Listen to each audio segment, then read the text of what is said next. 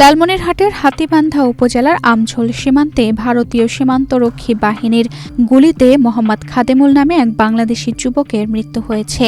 ১৩ মে বুধবার দিবাগত রাতে সীমান্তের বনচক্কি বিওপি সংলগ্ন এলাকায় এ দুর্ঘটনা ঘটে।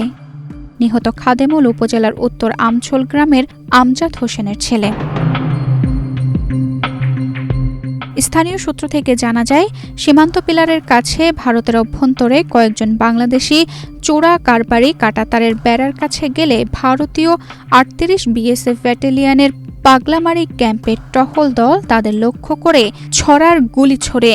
এতে খাদেমুলের মুখে, বুকে ও মাথায় গুলি লাগে। গুলিবিদ্ধ অবস্থায় তিনি দ্রুত বাংলাদেশের অভ্যন্তরে ফিরে আসেন। পরে স্থানীয় ও তার সহযোগীরা তাকে উদ্ধার করে রংপুরের একটি ক্লিনিকে ভর্তি করে। সেখানে চিকিৎসাধীন অবস্থায় তার মৃত্যু হয়।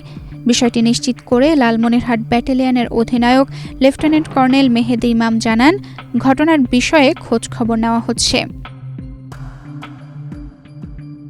তানজিদা রহমান ইনায়া, বাংলাদেশ প্রতিদিন। ঘন ধান পুষ্প ভরা আমাদেরই বসুন্ধরা। স্যার, আমাদের খেলার মাঠের দেয়াল ভাঙতে এসেছে। এটা আমাদের খেলার মাঠ।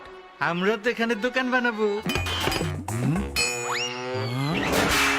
কেমন দেয়াল? দেশের ১ নম্বর সিমেন্ট বসুন্ধরা সিমেন্টে তৈরি। দেশের ১ নম্বর cement Bashundhara cement. Bashundhara cement, প্রজন্মের বন্ধন।